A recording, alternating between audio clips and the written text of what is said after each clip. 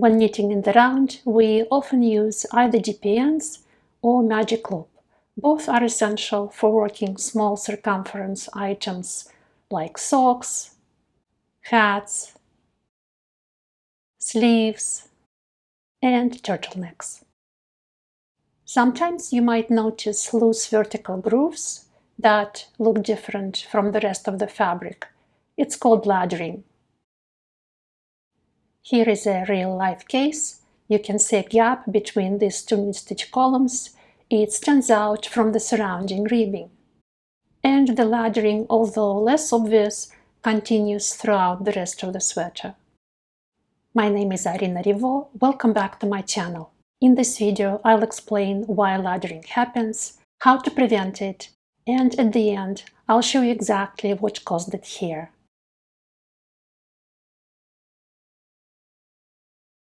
First of all, when using DPNs, there are 4 changeover points where laddering can happen. By switching to magic loop, you reduce that to just 2, which are much easier to control.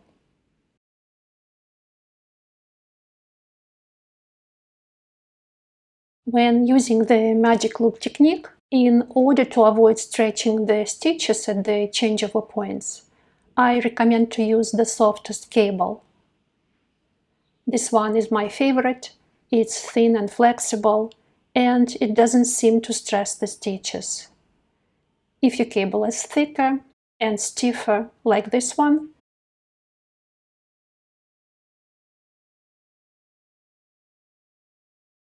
a longer length can help, so the bigger loops sit more relaxed. So when selecting circular needles for magic loop, go for the softest cables you can find. When passing the changeover points, there are 3 things to keep in mind. First, avoid spreading the stitches too far along the needle. Second, avoid keeping the work folded.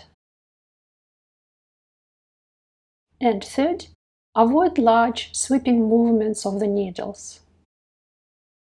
Instead, I recommend keeping the area flat,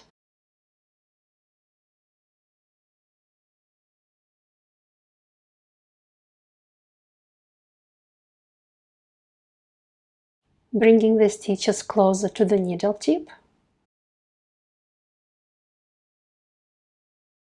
and keeping the tips close as you knit. I pay attention to 3 stitches.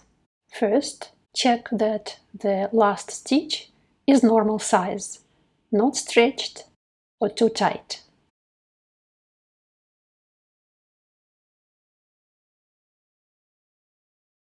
The next 2 stitches are the most important. Tighten the first stitch to reduce the gap, and then tighten the second stitch to anchor the first one in place. Then continue as usual.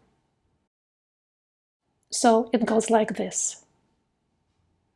Check the last stitch. Make sure it's not too tight or too loose. Work the first stitch and gently tighten to match the needle size.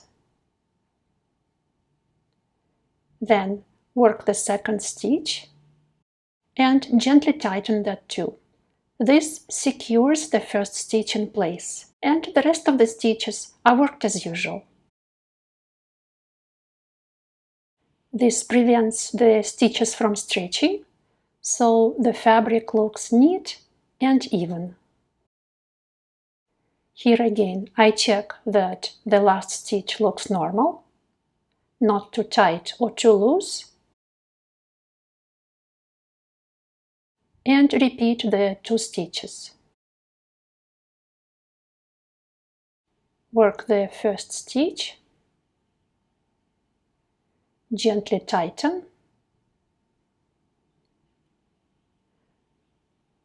Work the second stitch, gently tighten, and continue as usual.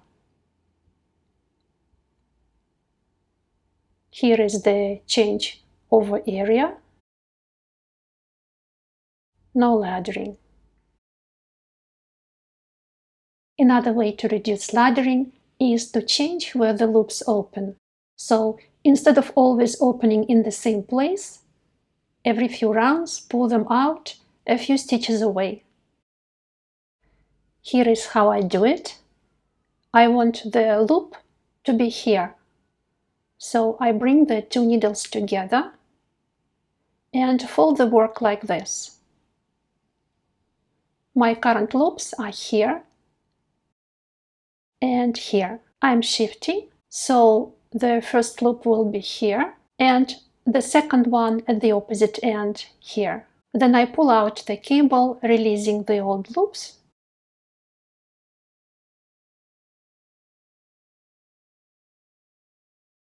And that's it. Repeat every few rounds.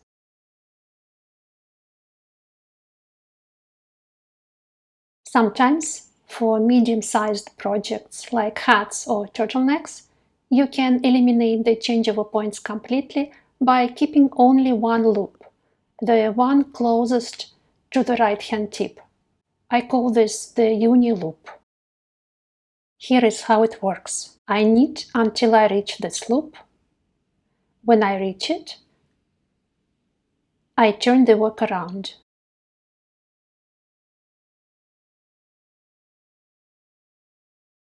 And now there are no loops at all,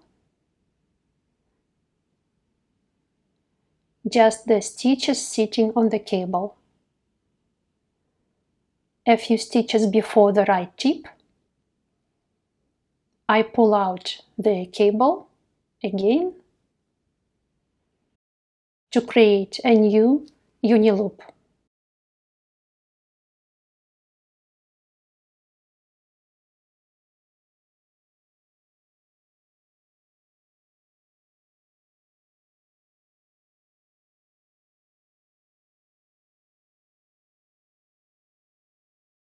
And I continue knitting until I reach it again. So every time I approach the loop, I pull out the cable a few stitches away from the right tip, and so on.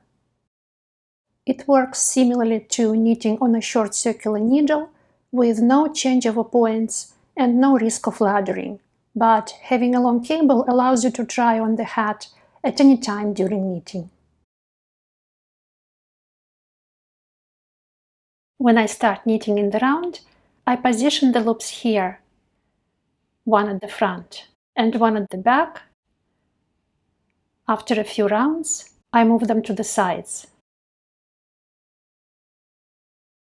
like this. Bring the loops together.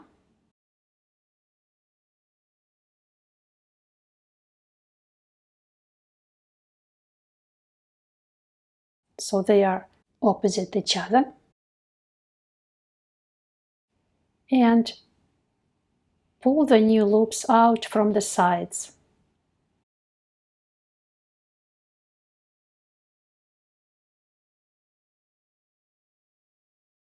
Just be extra careful not to bend the cable too sharply here.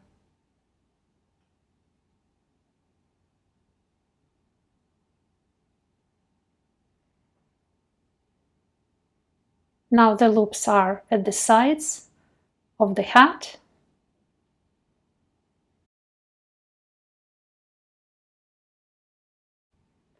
This is the back. And this is the front of the hat.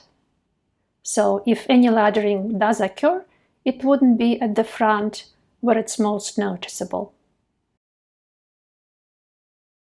Here the hat is almost finished. This is the back and this is the front.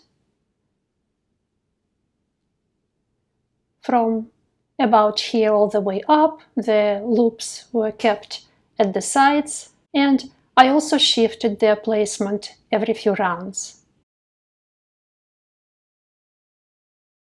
As you can see, it helped keep the columns nice and uniform.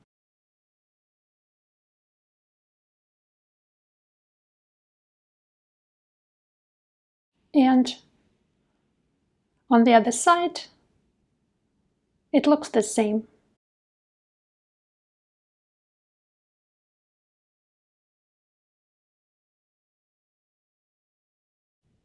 And finally, I promised to show you what happened here. It's right at the side seam of the sweater and nowhere else.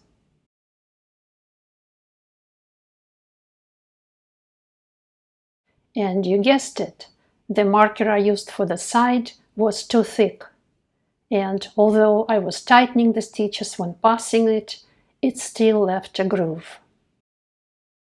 These are the markers I use for the center front and center back. Very thin, and they leave no grooves at all. The ribbing is completely uniform. So I recommend to use the thinnest markers you can find, especially at the center front and center back where it's most visible. That's it for today. I hope it was helpful. Have a wonderful time knitting and see you next time.